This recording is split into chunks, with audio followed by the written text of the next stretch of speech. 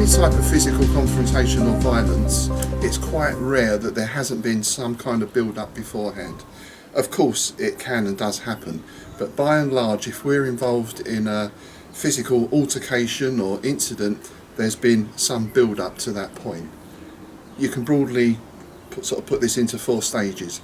First, there's the incident that sparks the whole thing, so you might nick someone's parking space, or you accidentally bump into someone, or whatever it is.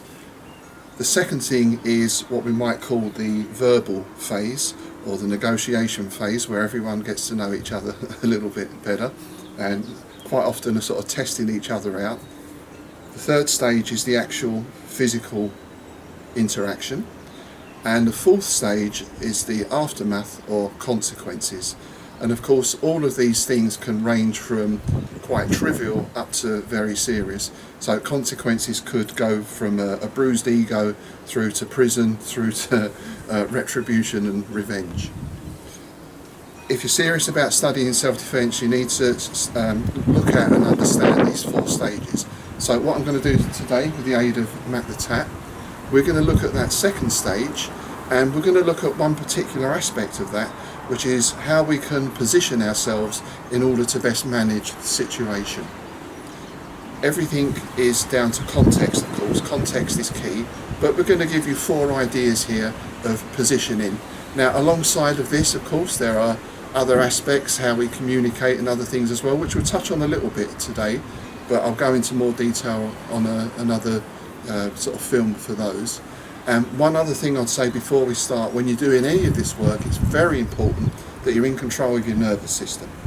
If you're not in control of your nervous system, then what you do, there's no control of it. It's pretty much random. Now, we're lucky in Systema, of course, that there's hundreds, if not thousands, of methods and drills and exercises for training the nervous system. Again, from the quite light through to very intense training methods. And I would say, just from my perspective, if when you're training you're not doing some work on your nervous system on some level, then you're not really doing Systema. That's just my thought on it. So anyway, let's start with position number 1. So the first position we're going to look at is the barrier. Basically, I'm in place here and I'm presenting a physical barrier or obstacle to the person who wants to come through. Now, in terms of situation, this is probably quite likely if you're doing door work or that kind of thing. The last time I used it was to stop person A here from getting person B there, and I'll talk about what I did there in a moment. So that's our basic physical position. My friend here is trying to gain access to this space behind me, and I'm simply going to be in the way. Of course, within this, there are different grades and different ways that we can work, which I'm going to touch on briefly today. We can work intimidation, for example. We can use our physicality to try and intimidate the person. We can use language as well. Don't think that language has to be loud and aggressive. Of course, I can shout at him, da, da, da, da, da, da, da. But one of the most effective methods I heard of was a sort of quietly said, almost whispered remark, which was, I could make you disappear.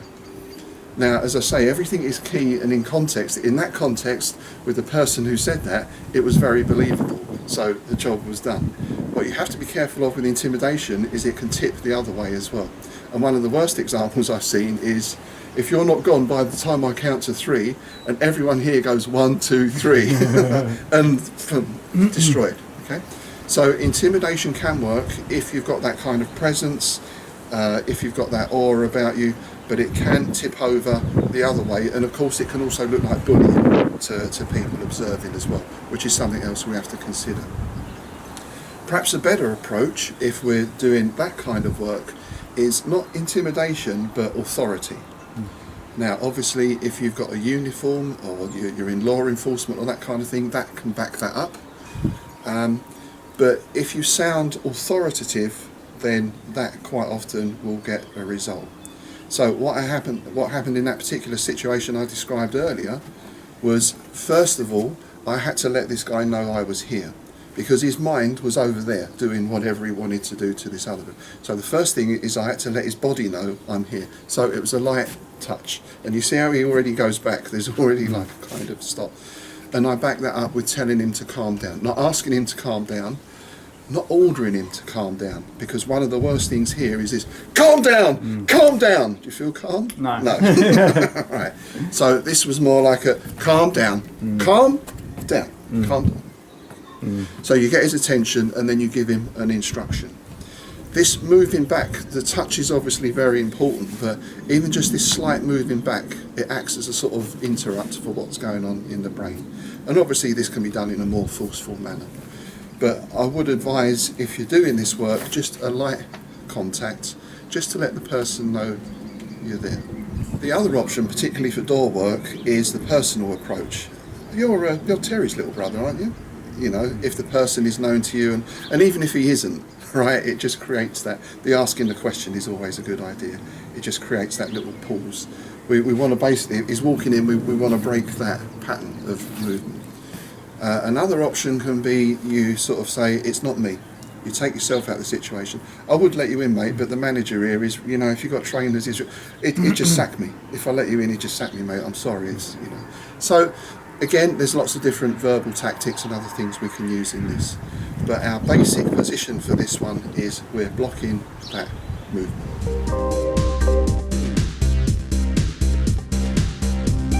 Our second position, we're starting from that blocking motion, but now we're going to act as a channel. So again, I'm trying to prevent access to this space behind me for whatever reason, but what I'm doing now is I'm giving the person an option to go somewhere else.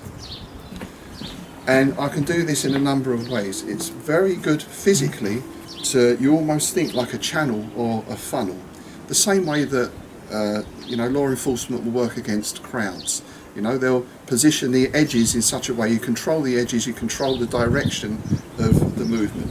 So as he's coming in, there's already a barrier here, but it's kind of guiding him in towards me, and then I'm already showing him where to go, and this hand just acts as just a gentle guide. Again, I don't want to get into, we're into physical. If I have to start shoving, then we're into the physical area. And I'll probably back that up with a statement or something else as well. So again, if we're on the door, it's, oh, sorry, you can't come in here, mate, but there's a really nice bar just there, you see, just down there, just down the road there. Great, that's a great place. You know, you're giving the person an option. It's not just, no, you're not coming in here. And of course, you can adjust this to any situation. You know, I think actually you want to speak to the manager over there. I think it's that guy you want to. Now, this can be done on lots of different levels. You can even do it with the eyes, for example, and it's fun to play around with this. If you can capture the person's gaze, if you like, or attention with your own, then you can even read. You know, obviously we know what we're doing and we know what's happening, but it's an interesting thing to try. So that's the second one. We channel and gently guide the person or redirect the person away.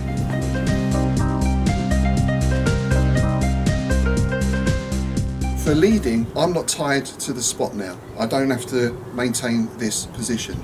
So now I'm going to sort of come to the person and take them somewhere else. Again, this might be indoor work if you need to take someone out of the space, but I also use this to get a family member out of a potentially tricky situation. So again, if I get hands on him and say you're coming this way, then we're into the physical. But what I want to do here is approach. Now if I approach him front on, then we're back into that intimidation thing, which could go either way. It could trigger him. So when I approach, instead I come more from an angle, and when I get close to him, I change to face the same way. Now we're working in the same direction. It feels like we're working together. If the person is already moving, if you just come back a little bit, that's it. So if you just walk, then I can just. It's quite easy to do this, and then I can just redirect him. Again, I'll be backing that up with verbal suggestions or instructions.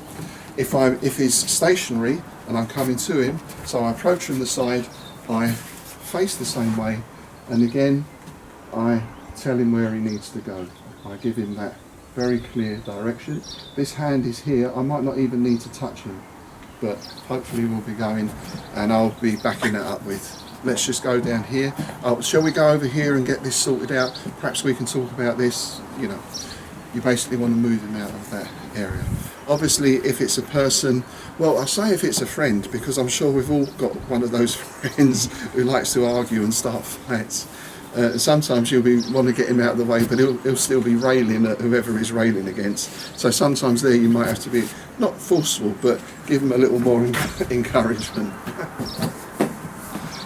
So that's number 3. That's actually leading and physically guiding the person somewhere else. So finally, the last one is not to engage the person at all. And again, depending on the context, depending on the situation, if I'm already walking and the guy here says something, the old one used to be like, hey mate, come here, you know, and you know that's potentially a bit of a setup for something. Or if you hear, oi, and word of your choice, you know, it's like an invitation to let's have a.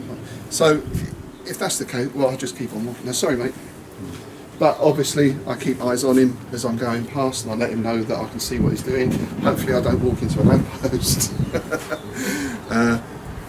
But I'm just not engaging at all beyond, I acknowledge he's there. Sometimes I found if you ignore people, that can inflame the situation. Sometimes if it's the charity people, because this is useful for that one, who come and they want, oh, if I could do, I make up a language. I just speak some nonsense, and that sort of confuses them, and you can walk. So there's lots of different tactics you can use for this type of thing. But that's basically walking on and not getting engaged. Now, if the person is already here and we're a little bit more sort of face to face, then I'll just maybe back up. Again, depending on the context, depending on the situation. If I'm disengaging, I'm disengaging. That's it. What you have to be careful of with backing up, and this is particularly something I see in some types of self-defence. If he's being aggressive, I'm doing step back, just keep okay, step back, and then and then I go all Will Ferrell on him. But the problem always with going back is when you train going back, you're in your training area. I'm here, I know exactly what's behind me. In real life, I don't know what's behind me. I might not be able to move back. Also, if we get to that stage and the person's being really aggressive, then I want to cut it short, because going back encourages him, right? He's winning, he's dominating the situation. So yeah, you can set him up for a sneaky shot and everything else, but why not just do that from here? Why take the chance of going back, maybe slipping over or bumping into something? If it's on, and we work from that position. Of course, disengaging can happen in a lot of different ways. At the moment, we've got a lot of distance anyway. And the last incident I had with this was someone in the supermarket literally screaming and shouting at me, because rather than being 6 feet away, I was 5'10". And I learnt some new insults. And of course, there's part of you, you know, maybe from the old days, who's like, that's almost like the first reaction. But as I said, if we're in charge of our nervous system, we're in control of ourselves and our faculties, then okay, all right. But there we go. Now I'm 6 feet away, and you go about your business. You don't know what's happening to this person. You don't know what sort of day they've had. You don't know what mental state they're in. They could be highly stressed. They could have had all sorts of things going on, and you just happen to be the target for that. So it's nothing for me to walk away from that, because at the end of the day, no one wants to get involved physically. As much as people like to have this tough guy image and well, I do this and I do that, consequences. There's consequences to these actions. If I'm hammering with a tin of beans on someone's head in the supermarket because they insulted me, what's going to happen when the police turn up? You know, let alone, as I said, you don't know the consequences. You don't know who this person is. You don't know what they're capable of or what their friends are capable of. There's all sorts of reasons not to get involved. So the earlier in any situation you can manage it, even at the trigger incident point, then the better, because now I'm done. Obviously, if we have to go physical, we have to go physical. So that's 4 very quick ideas. The problem always with Systema is as we start on one thing, that can lead us into other things as well. But I hope that gives you some ideas to work with and train. If you're training self-defense and you're not doing this stuff, then I highly advise that you start doing it. The other thing to say as well is all context is key, but in each of those situations I'm always working to line the person up as well. But maybe that's something we'll talk about next time. Thanks very much to Matt. If you have any questions, comments, then put them below. Please like, please subscribe, and we'll see you soon.